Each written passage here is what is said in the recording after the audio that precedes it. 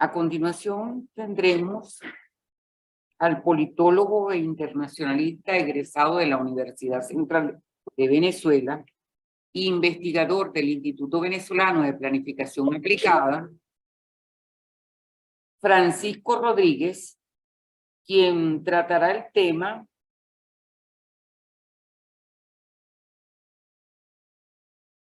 confrontación y crisis del orden global, proyección geopolítica de Venezuela en los procesos de integración regional.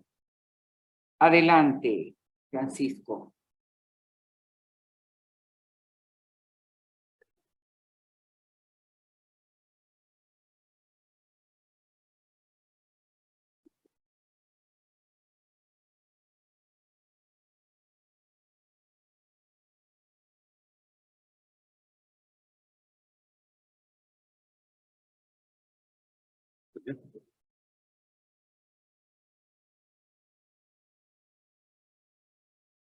¿Ya voy entonces?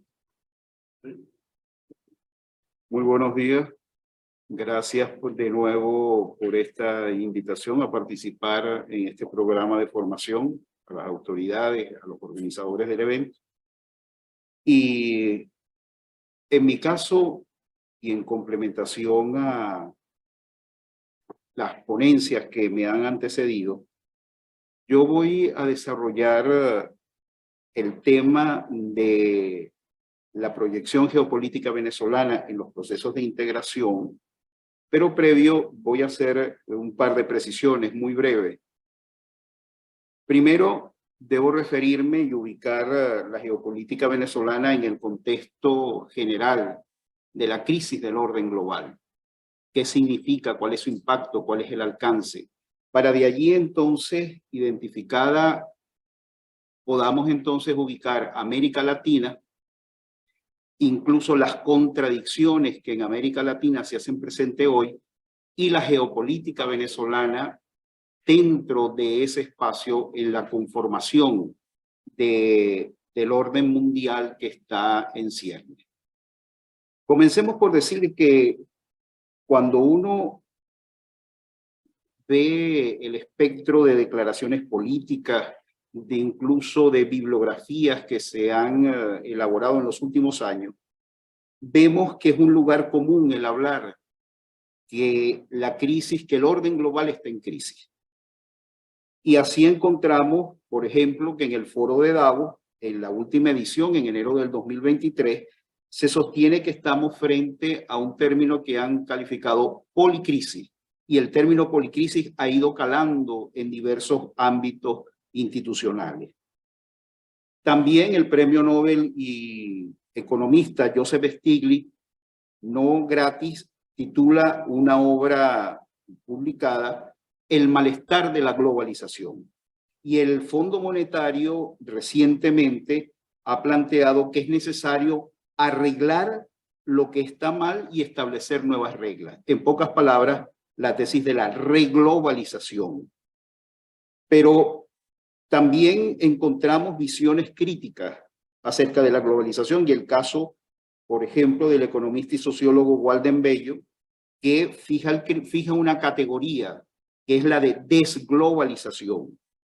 Y asimismo, Samir Amin plantea que estamos en presencia de la crisis terminal del capitalismo, y Atilio Borón a su vez señala que estamos frente a una crisis del imperialismo capitalista en su expansión. De manera que es una preocupación en el escenario mundial, tanto político como académico, estar refiriéndose a la crisis del orden global. Lo primero entonces que tenemos que tener claro es que cuando hablamos de globalización o hablamos de mundialización, estamos hablando de aproximaciones a un fenómeno de interdependencia compleja en el mundo contemporáneo, pero con categorías distintas para su abordaje. Y cuando hablamos entonces de orden global o de globalización, estamos hablando en esencia es de la visión liberal de ese proceso de interdependencia compleja llevado en la expansión del sistema capitalista mundial. ¿Por qué hay una crisis del orden global? ¿Cómo se expresa esta crisis? Bueno, Para fines de la exposición y por razones de tiempo, vamos a puntualizarla en la flecha.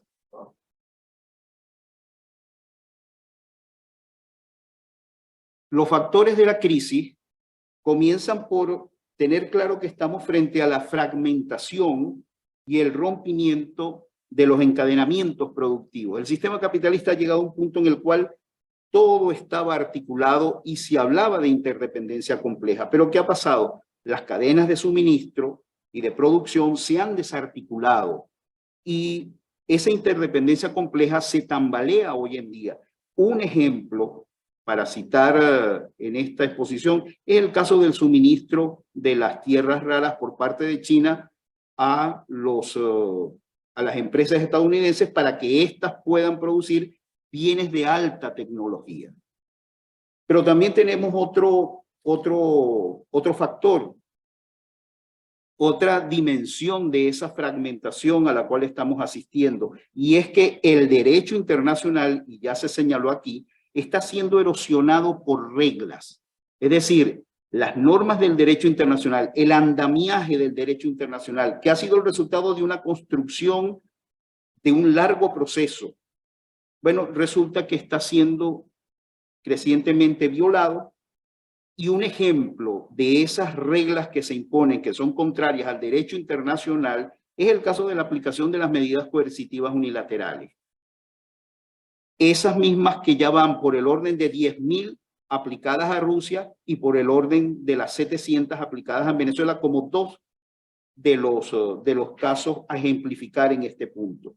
Pero además también tenemos el uso de otras herramientas, de otras reglas, que es el caso precisamente de las famosas cláusulas democráticas incorporadas en los tratados de procesos de integración, bajo la cual entonces se sancionan políticamente a ciertos estados que son insumisos o que no convienen en un momento dado al resto de la orientación que siga esas potencias y ese proceso. Y eso, por ejemplo, lo hemos sufrido nosotros.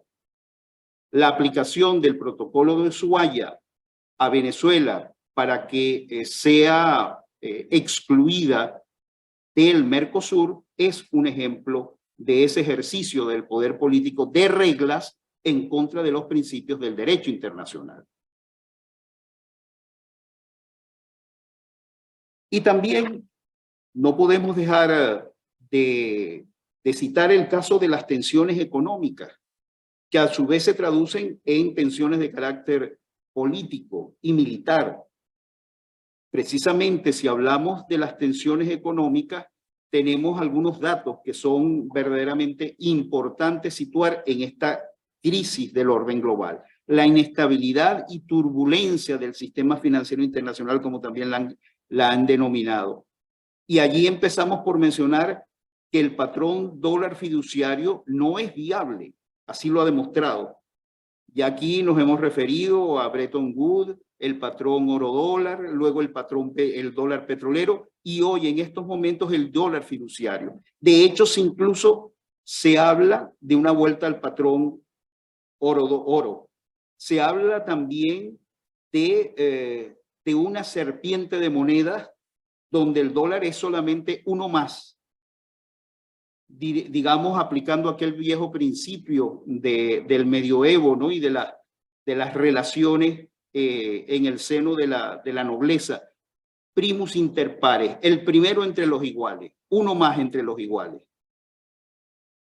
El crecimiento mundial se prevé que decrezca 3.4% en el 2022 y luego pase a 2.9% en el 2023 actualmente y repunte a 3.1 en el 2024. Pero resulta que la inflación, que se señala como un signo positivo que podría disminuir a 8.8 en el 2022, aún no están cerradas las cifras, y pasaría a un 6.6 en el 2023 y a 4.3% en el 2024. Aún así, el nivel de crecimiento está por debajo del ritmo de inflación. ¿Y qué sucede con estos datos que son del Fondo Monetario Internacional para enero del 2023? Son recientes.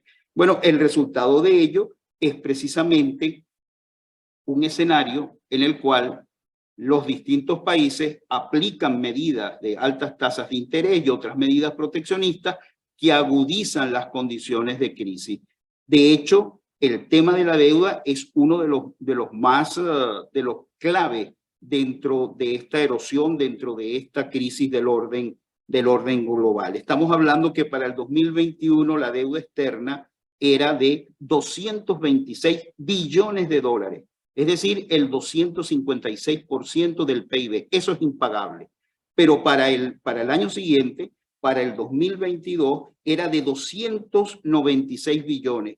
Y para el primer trimestre del presente año 2023 es de 305 billones. Es decir, que la deuda no se para, la deuda sigue creciendo. El resultado de ello no es otra cosa sino recesión en el orden global mundial.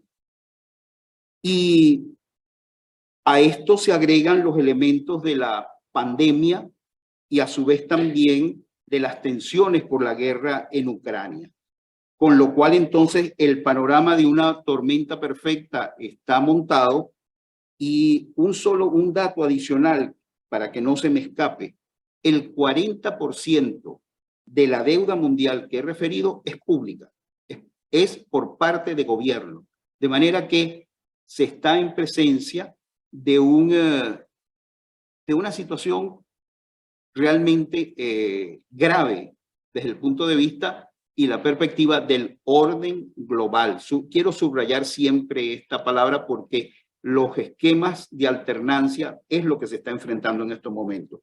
Fíjense que en este orden de ideas, según la Organización Internacional del Trabajo, hoy por hoy, resultado de este cuadro que he apenas delineado, el 5.8% hay de desempleo en el mundo. Esto representa exactamente 208 millones de parados en el mundo. Y buena parte de esta proporción está en América Latina, por cierto. Hay también fuertes tensiones políticas y militares que están alrededor del globo, en medio de una escalada de conflicto nuclear con amenazas y riesgo de enfrentamiento de este tipo de conflicto. Hay ya llamadas al respecto. Según manifiesta datos de las Naciones Unidas, hay 13.400 armas nucleares en poder, como la lámina les muestra a ustedes, de apenas un puñado de 7, 8 países en el mundo. O sea que son la suerte de policías del mundo, con el riesgo del enfrentamiento que ya aquí se ha señalado, más allá de que obviamente todos apostamos a la paz y al cálculo racional y a la cordura. Pero el hecho es que en la sola existencia de esa amenaza ya de por sí preocupa. Más aún cuando vemos que se ha gestado un núcleo de contradicciones y de confrontación que comprende desde la contraposición entre imperio y nación, es decir, los estados nacionales son viables bajo el modelo del derecho internacional público que conocemos, de libre autonomía de los pueblos, libre determinación, independencia, no injerencia, que son principios básicos de la construcción de la comunidad internacional, frente a un pequeño grupo de potencias que entonces tratan de reforzar el esquema de dominación unipolar. Pero también estamos en la definición de una gobernanza de nuevo cuño, y aquí se confrontan dos espacios, el eje atlántico y el eje pacífico. El eje atlántico, que corresponde además y es la expresión de una diada básica que ha construido todo lo que es el ejercicio del poder mundial en los últimos 80 años. Me estoy refiriendo que desde la Carta Atlántica en 1942, aquel pacto entre Roosevelt y Churchill, Inglaterra, Gran Bretaña y Estados Unidos, para defender la democracia occidental de las amenazas del nazifascismo, desde allí esa alianza básica ha sido la base para seguir construyendo un ejercicio de poder unipolar que llega hasta nuestros días y que hoy descansa en la proyección del G7 y además adicionado con el brazo militar que viene a ser la OTAN. Aquella OTAN de la Segunda Guerra Mundial que ha remozado sus funciones, sus propósitos, sus objetivos a un esquema global. Por cierto, que toca también a América Latina en las contradicciones, porque varios países de América Latina son parte del esquema de la OTAN como asociados externos de la OTAN. Caso de Colombia, caso de Argentina y también lo es en la pretensión de Brasil. Tenemos entonces que, y en el caso del eje Pacífico, tenemos entonces que hay un realineamiento de potencia, se ha construido un eje euroasiático que se amplía a su vez también con los BRIC. En estos momentos que aquí hablamos de aquel BRIC de hace una década atrás, a hoy en día encontramos ya que los BRIC van avanzando de un foro a una organización internacional con solicitud de 26 países, incluido Venezuela, para ingresar y ser miembro de los BRIC. De forma que encontramos que frente a esa alianza unipolar restringida, hay una alianza, una coalición multipolar amplia. Y esa confrontación está en estos momentos sobre el tapete.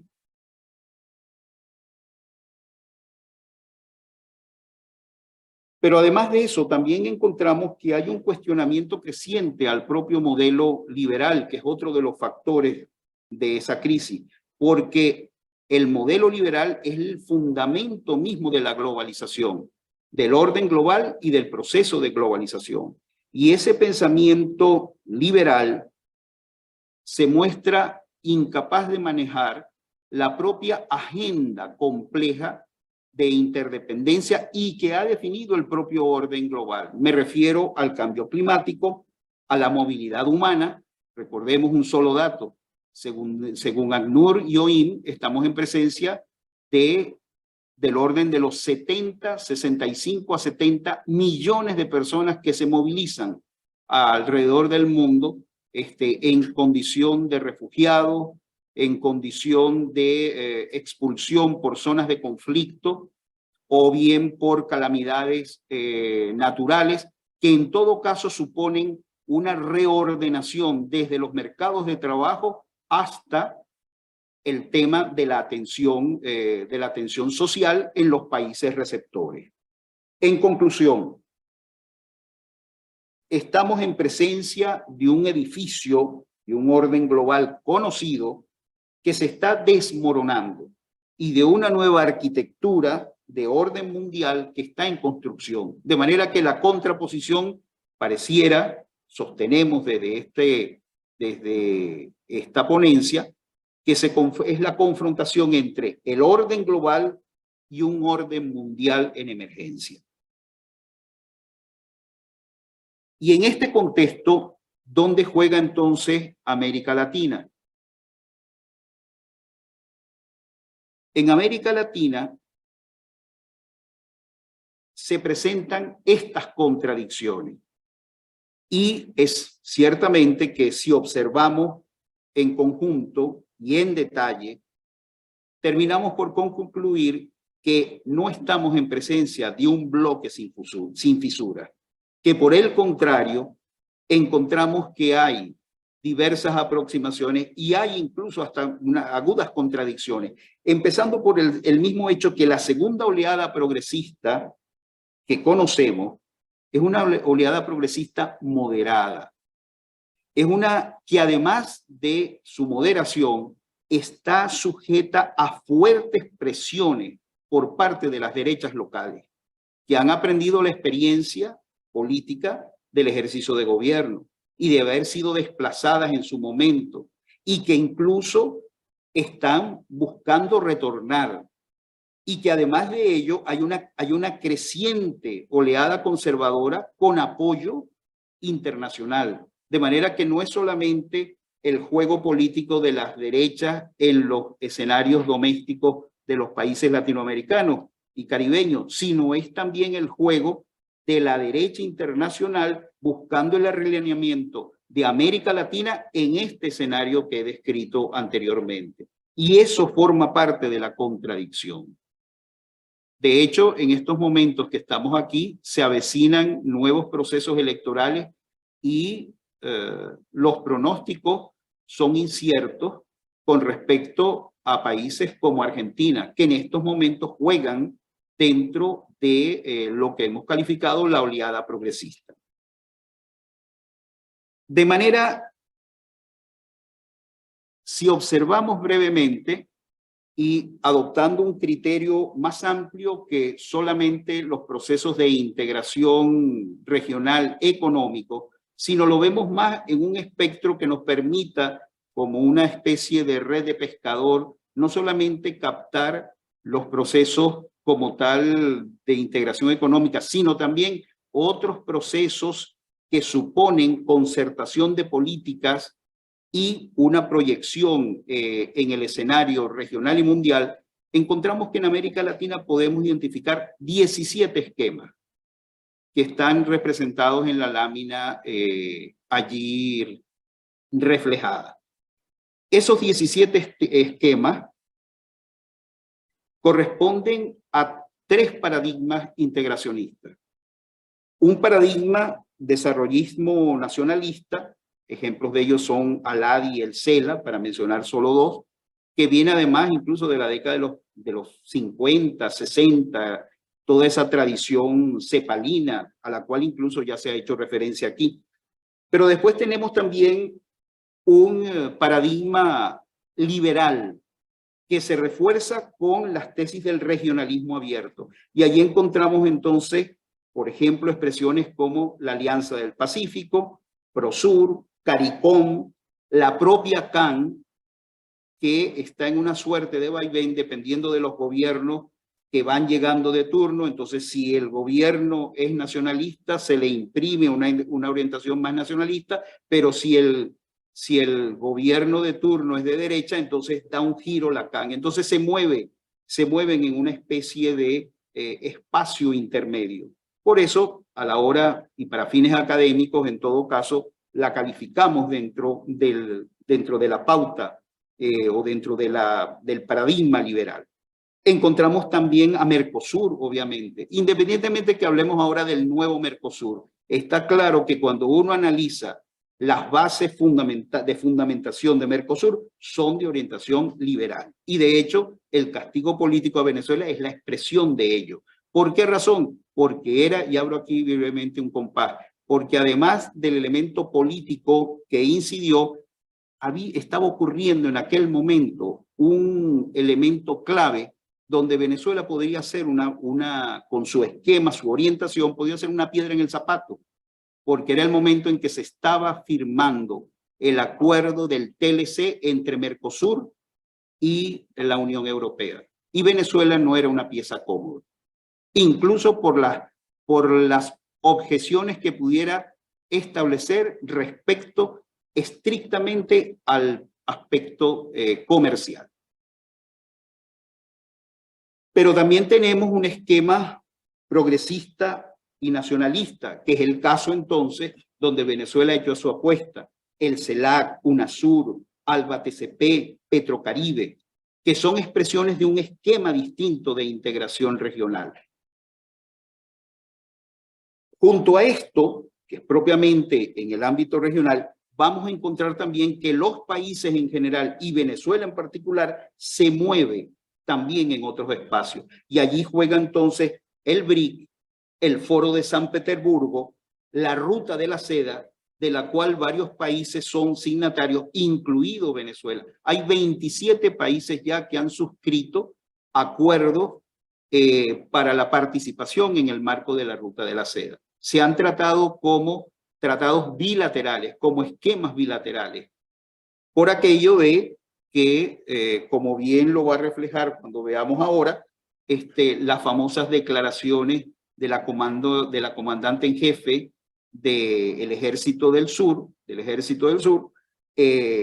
los Estados Unidos, donde decía que América Latina es importante. Y ya veremos por qué es importante. No solamente es un atavismo de la doctrina Monroe, y todo el ejercicio pues, de la zanahoria y el garrote, que es típico del siglo XIX y primeras décadas del XX, sino que hay otros factores que se han puesto sobre la escena en esta confrontación entre los dos bloques y que afectan los procesos de integración regional. Mientras esto ocurre para un grupo de países donde perfectamente ubicamos Venezuela, Argentina, actualmente Brasil, México, donde también ubicamos Nicaragua, Cuba, encontramos a otro grupo de países, sin embargo, que se mueven dentro del esquema liberal, que también está presente en el espacio asiático, en el Pacífico. Lo que quiero decir con esto es lo siguiente, que si bien he mencionado que hay un eje euroasiático en construcción, resultado de esa vinculación estrecha, de ese núcleo, de esa diada básica, fundamental, que es China y Rusia, a la cual se adicionan entonces, o alrededor del cual se van construyendo todo un sistema de alianzas amplias, resulta que también encontramos allí que hay un espacio de confrontación, porque la ASEAN, como espacio de integración asiático, es distinto a la ruta de la seda. Parte de otros principios. En el caso de la ASEAN, encontramos entonces a Japón, encontramos a Australia, encontramos Vietnam, encontramos a Corea del Sur, que son competidores de la ruta de la seda. Y en esas contradicciones, varios países de la región, países que se han definido como vocación pacífica, se están integrando en la ASEAN también. Y ese es el caso de la Alianza del Pacífico. Ese es el caso de varios de los países que han definido que tienen una vocación y han hecho acciones de carácter bilateral. Me refiero a Chile, Perú, Ecuador, que se han vinculado a la ASEAN. De manera que nuevamente encontramos que la conclusión de esto no es otra cosa sino que América Latina se inserta en esta contradicción y en esta confrontación de construcción de un orden global a un orden mundial, acentuando la fragmentación regional. Y esto tiene importantes consecuencias desde el punto de vista geopolítico, porque pone de manifiesto la dificultad, el obstáculo para construir una geopolítica, un enfoque de geopolítica común. Y en este caso, ¿cómo juega entonces Venezuela? ¿Dónde participa Venezuela en este esquema? Lo primero que vamos a dejar claro es que Venezuela es su geopolítica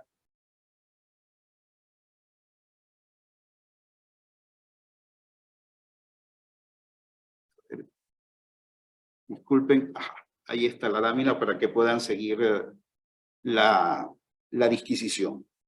Lo primero es tener claro que la geopolítica venezolana está arraigada en lo que podemos, recordando aquel historiador francés que tenía Pierre Renovan, que tenía una expresión que engloba todo. La geopolítica venezolana parte de las fuerzas profundas de su historia. De allí deriva entonces la caracterización cuando decimos que es bolivariana, cuando decimos que nosotros nos definimos como una potencia pacífica, porque esa es la expresión de nuestro propio desarrollo en la historia. Y además de ello, también descansa además del ideario, en un marco legal. Ya se ha hecho aquí referencia y no voy a repetirlo, pero ciertamente nuestra Constitución, el Plan de la Patria, son elementos fundamentales en la construcción de dar racionalidad a lo que estamos llamando o a lo que denominamos geopolítica venezolana. En este caso, la vamos a proyectar en el espacio de integración, pero ciertamente siendo geopolítica, tenemos que situar los elementos generales que la fundamentan. El otro elemento es el de su posición geográfica. Venezuela se proyecta geográficamente dentro de un espacio continental y de allí se definen unas vocaciones. La vocación caribeña, la vocación andina, la vocación amazónica, la vocación atlántica y más reciente, hace apenas no más de 2 décadas, hemos definido también que aunque no estamos en la proximidad geográfica, también tenemos una vocación pacífica. Y pacífica no de paz, sino que adicional a ser de paz, somos también parte o estamos vinculándonos a ese espacio de construcción pacífica porque supone el nuevo esquema en cierne de gobernanza mundial. Además de ello, somos una potencia media.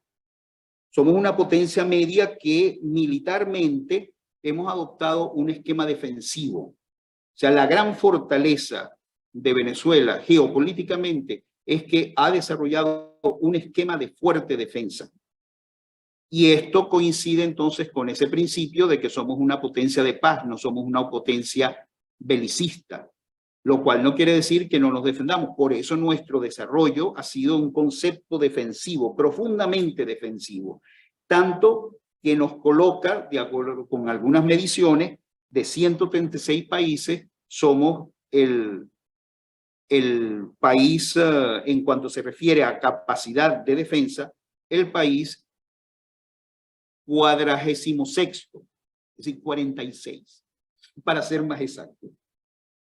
Y en el ámbito regional estamos situados entre el 5º y la 6ª posición a nivel regional. Pero además de eso también nuestra geopolítica corresponde a un desarrollo político como sociedad. Ese desarrollo político que hoy nos sitúa en el camino de la transición al socialismo.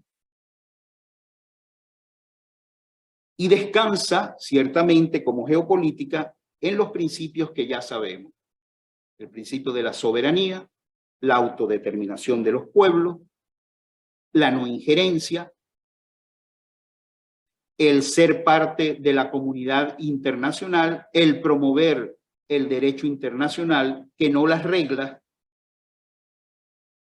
Por eso entonces, todo esto termina resumiendo en este contexto que tenemos una clara visión estratégica, incluyendo las amenazas que estamos confrontando y las que vamos a seguir confrontando. Pero esto implica que además también, siendo conscientes de nuestro potencial y de nuestro aporte eventual a la construcción de ese orden mundial, de ese nuevo orden mundial, nos definimos, y así lo recoge muy bien el Plan de la Patria, como una potencia energética. Pero una potencia energética que se proyecta no solamente a nivel regional, sino también a nivel mundial. Y esto se expresa incluso en los proyectos de integración. Petrocaribe es un ejemplo de ello. La propuesta de Petroamérica es un ejemplo de ello. Son propuestas de integración partiendo del hecho del potencial que tiene Venezuela como potencia energética. ¿Dónde se expresa esto? Bueno, en escenarios como lo siguiente. Tenemos reservas probadas de 303.4 billones de barriles de petróleo según cifras de la OPEP, las más recientes, ¿no? Y eso no solamente porque somos miembros fundadores de la OPEP, sino además porque nuestra política exterior ha facilitado geopolíticamente, es decir, con objetivo geopolítico, ha facilitado la conversión del esquema tradicional de la OPEP en lo que ahora conocemos como OPEP Plus, para reforzar el papel de los commodities y de las fuentes de energía, que en este caso el petróleo no es de fácil sustitución. Entonces, esto ha implicado reforzar las alianzas con países como Rusia, Kazajistán, Azerbaiyán y otros más. Pero además de eso, también tenemos un gran potencial en gas y se ha señalado que el gas es la energía del futuro. Pues bien, en ese sentido, las cifras que se manejan es que Venezuela tiene reservas de gas por el orden de los 200.3 billones de pies cúbicos.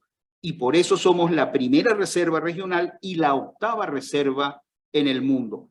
Y en función de ello, participamos y somos miembros del Foro de Países Exportadores de Gas, que es un esquema precisamente también en el marco de la integración.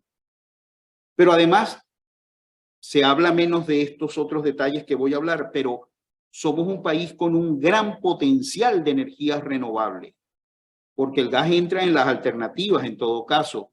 Los cursos de agua como energía hidráulica entran en las alternativas, pero las energías renovables, Venezuela tiene un gran potencial para desarrollar energía eólica, energía solar y otros tipos de energía. Y por esa razón integramos la Alianza Solar Internacional y la OLADE, que es la Organización Internacional de Energía. Más aún en estos momentos, comprendiendo el carácter estratégico que tiene estas energías, bueno, Venezuela está comenzando a impulsar una ley bajo la que es una deuda que tiene el país, que es una ley de energías renovables y alternativas, para darle un marco de desarrollo a lo que se ha venido haciendo muchas veces de manera, digamos, producto de las circunstancias. Pero para dar un marco estratégico de acción, se está en estos momentos discutiendo en el seno de la Asamblea Nacional una ley de energías renovables y alternativas. Pero también tenemos grandes reservas que aún están en estudio y en evaluación. Incluso yo me atrevería a decir que ese es el mejor secreto guardado del Caribe. Y esa me refiero a los minerales críticos y estratégicos que incluyen las tierras raras. Fíjense la importancia que tienen las tierras raras, que uno de los factores del conflicto y de la guerra en Ucrania tiene que ver con el hecho de que en Ucrania hay importantes reservas de tierras raras que permitirían la independencia de Europa, tanto del proveedor chino como de la inestabilidad política de los proveedores de países africanos. Por ese es uno de los factores de la confrontación en el caso de Ucrania. Pues bien, resulta que Venezuela tiene grandes yacimientos de minerales críticos y estratégicos. Bauxita, coltán, uranio, torio, tierras raras que aún están cuantificándose. Y cuando dije que era el secreto mejor guardado, es porque incluso en las declaraciones de la jefa del Comando Sur, para nada se mencionó a Venezuela con ese potencial. Se mencionó a Argentina, se mencionó a Chile, pero no se mencionó a Venezuela. Incluso Perú también tiene importantes yacimientos, pero Venezuela tiene tanto o más que los que he mencionado. De manera entonces que esos cuantiosos, este es un potencial que, por cierto, igualmente Venezuela, para dar un marco legal a esa riqueza y a esa riqueza estratégica para el desarrollo de la nación, está en estos momentos impulsando una ley de minerales críticos y estratégicos. Hay también cuantiosos yacimientos de oro, diamantes, carbón, níquel, distribuidos en diversas áreas geográficas del país y principalmente localizadas en el estado Bolívar y en el arco minero.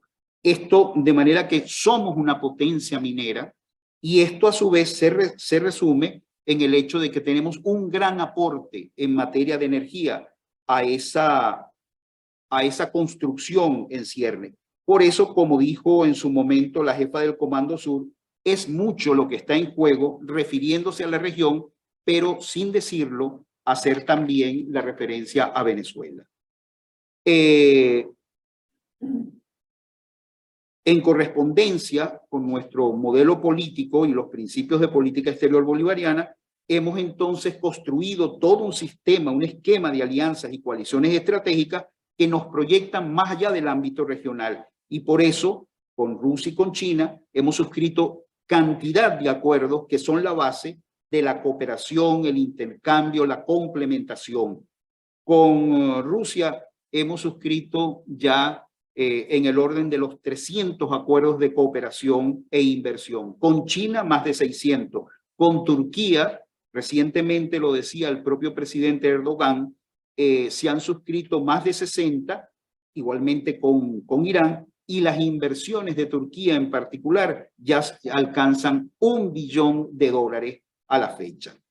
Esto ha implicado entonces un marco de relacionamiento, de alianzas mucho más amplio, que supone dar piso concreto, más allá de la narrativa, a las relaciones sur-sur y a la construcción de un orden multipolar. No podemos dejar por fuera la mención de África, porque precisamente América Latina y África, en ese acercamiento, uno de los artífices fundamentales ha sido Venezuela, y por eso nosotros estamos participando dentro de esquemas de integración de los países africanos, tanto en la Unión Africana como en la Organización de Países Productores de Petróleo Africano.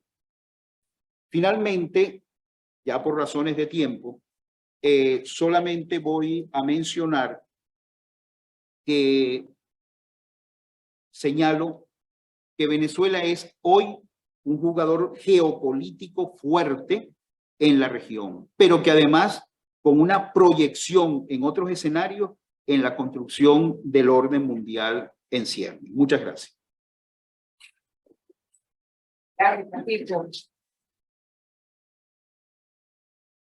Agradecemos a Francisco Rodríguez por su valiosa intervención.